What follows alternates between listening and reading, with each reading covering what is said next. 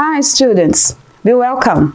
Sou Eliane Machado, professora de língua inglesa, e essa é a videoaula do segundo bimestre do módulo 1 do ensino médio das unidades escolares da DIESP. Nessa videoaula, vamos estudar o e-mail, uma ferramenta textual que trouxe novas funcionalidades e, com certeza, muito mais velocidade de comunicação. Veremos também o que é um texto injuntivo e o modo imperativo. Let's start!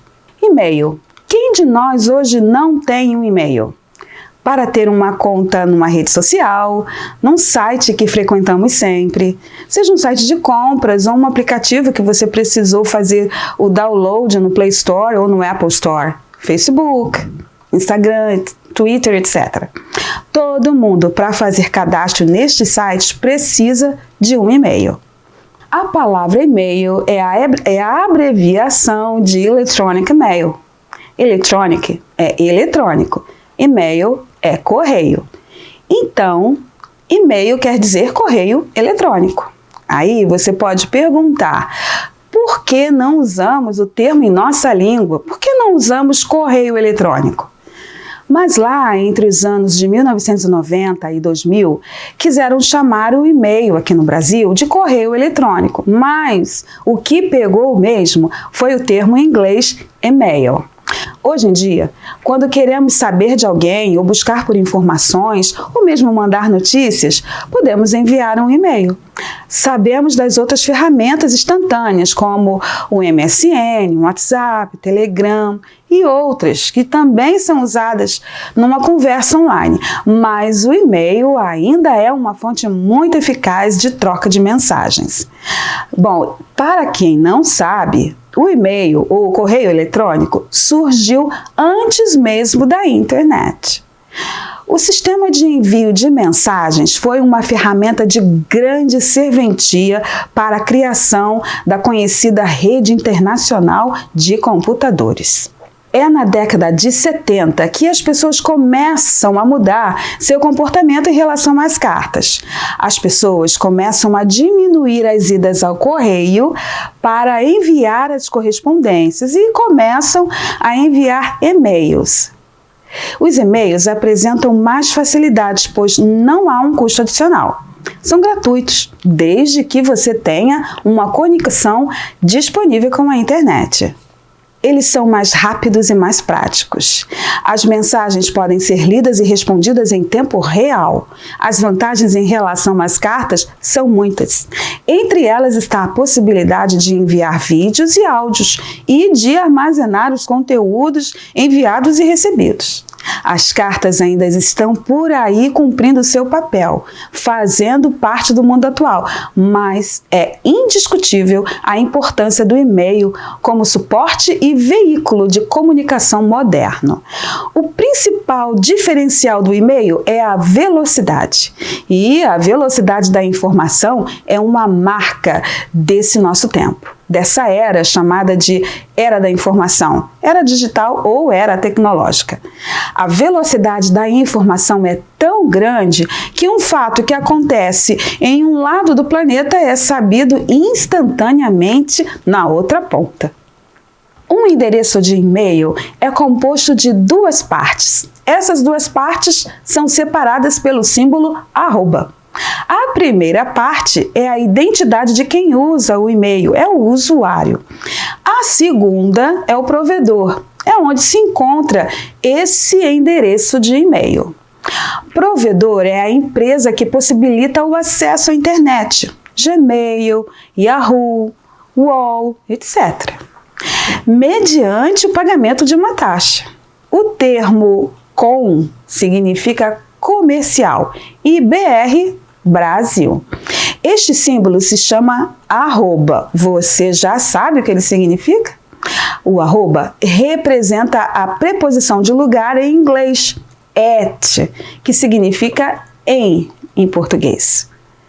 Considerando esse endereço de e-mail fictício aqui, dizemos que o usuário Bram118 está no provedor comercial do IG, no Brasil. Bem interessante, não é? Podemos perceber que há tipos diferentes de e-mail. Há os e-mails pessoais e os e-mails profissionais, mais conhecidos como e-mails institucionais. As mensagens passadas através de um e-mail pessoal, quando eu falo com um amigo ou parente, têm o tom da informalidade. Mas as mensagens trocadas por um e-mail institucional, um e-mail corporativo, têm uma outra roupagem. A linguagem é séria, é formal e precisamos estar atentos a isso. Eu não posso conversar com o meu chefe da mesma forma como eu converso com um amigo meu, mesmo que eu tenha uma relação de amizade forte com o meu chefe. É preciso ter em mente que na empresa ele é o meu chefe e a formalidade nas trocas de mensagens de trabalho é a melhor opção.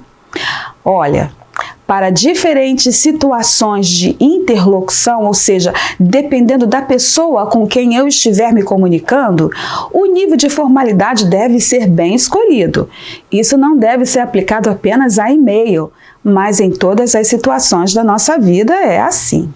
Escute essa dica. Muitas pessoas utilizam mais de um endereço de e-mail, incluindo um pessoal, que poderá ser utilizado para se comunicar com amigos e familiares, receber novidades e promoções, etc. E um comercial, que é fornecido pela empresa em que trabalham. É importante que essa divisão, que essa separação aconteça, justamente para manter os assuntos separados. Uma outra informação importante é que os e-mails têm caráter documental e também valem como prova. E-mails podem ter valor documental dentro de um processo, uma investigação, inclusive. Ele pode ser rastreado para que saibam de onde, de qual lugar foi transmitido aquele e-mail. O e-mail herdou características da carta. O que mudou mesmo foi o caminho, foi o canal utilizado para a chegada da informação. E o e-mail, que é esse caminho, que é esse canal, é marcado pela velocidade, pela instantaneidade, como já falamos antes. E quais características o e-mail herdou das cartas? Vamos falar de 3 partes: the pretextual elements, os elementos pré-textuais, the email body, o corpo do e-mail, and post-textual elements, os elementos pós-textuais. Vamos ver um por um agora. The pretextual elements, os elementos pré-textuais do e-mail são the recipient or to, que é para quem se envia o e-mail, o destinatário. Carbon copy, ou CC, é a linha onde se põe o endereço de um outro destinatário que receberá uma cópia do mesmo e-mail. The subject é o assunto do e-mail. The salutation é a saudação que vem no início. Após os elementos pré-textuais, virá a própria mensagem em si, ou seja, o corpo do texto, que em inglês é chamado de email body. Nesse campo constam as informações que o emissor, o remetente, aquele que envia o e-mail, quer expressar. Aquilo que ele quer falar com o receptor, com o destinatário. O corpo do texto é formado geralmente de parágrafos curtos, ideias coesas e de compreensão rápida.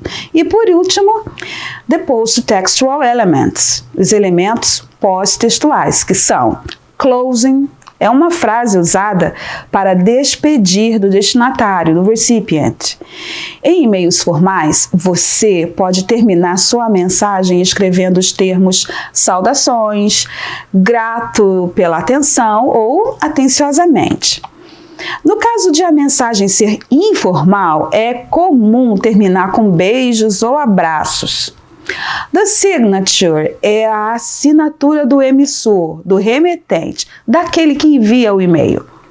Em inglês, ele é chamado de sender. Nos e-mails formais, o emissor escreve seu nome completo e pode colocar seu cargo ou título, como professor, doutor, diretor, por exemplo. Nos e-mails informais, a assinatura é livre. As mais comuns são compostas de abreviações, nomes no diminutivo, apelidos, etc. Você já deve ter ouvido falar sobre os tipos textuais, não é mesmo? Eles podem variar entre 5 tipos: texto narrativo, texto descritivo, texto dissertativo, texto expositivo e texto injuntivo. Sabendo disso, como você classificaria estes textos? Bula de remédio, manual de instrução e receita culinária. Ficou difícil? Então vamos conversar sobre os textos injuntivos. A palavra injuntivo vem do verbo injungir, que é ordenar expressamente, obrigar, impor. Os textos injuntivos têm a proposta de instruir, de informar, de auxiliar, aconselhar e recomendar. Para isso, eles oferecem desde o passo a passo das ações que devem ser realizadas até o aconselhamento de como proceder. Para atender a essa proposta, esse tipo textual utiliza a ordem, o conselho e a exigência. Por isso, o tempo verbal, quer dizer, o modo verbal mais presente nos textos injuntivos é o imperativo. Para você poder usar o imperativo, você precisa compreender como é que a gente forma o infinitivo do verbo na língua portuguesa e como é que a gente forma o infinitivo do verbo na língua inglesa. Em português, nós representamos um verbo no infinitivo acrescentando ao verbo as partículas AR, ER, IR e OR. Por exemplo, cantar, correr, partir e pôr.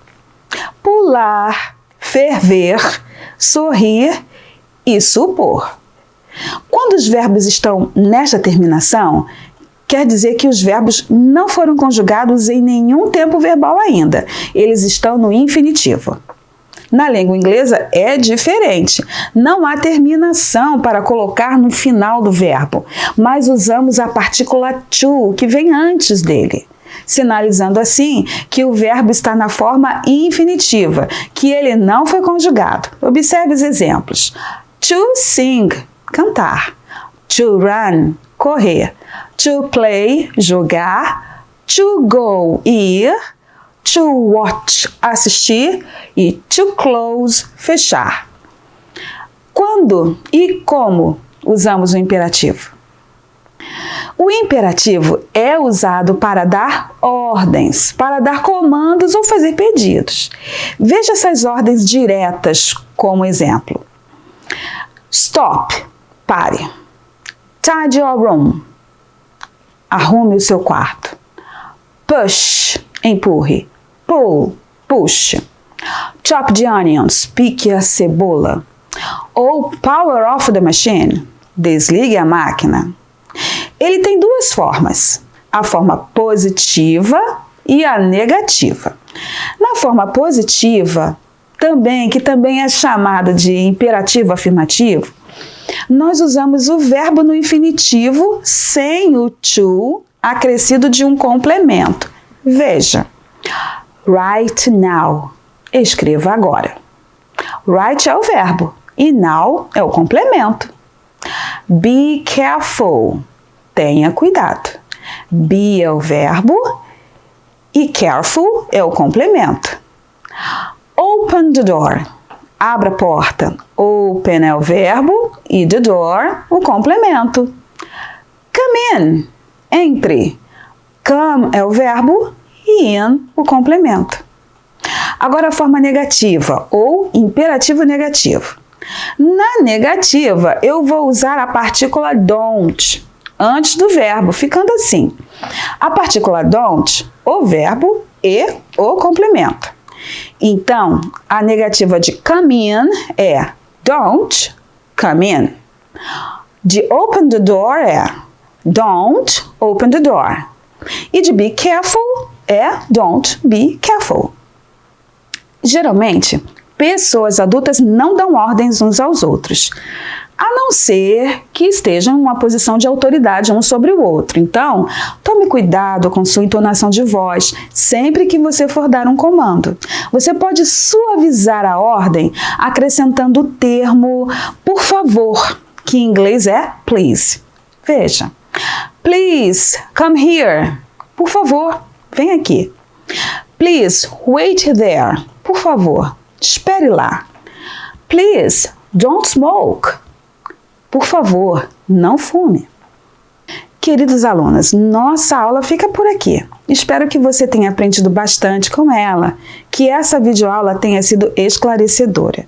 Mas não se esqueça de que sua UE está cheia de atividades e mais informações para você continuar aprendendo. Aproveite. Enjoy it!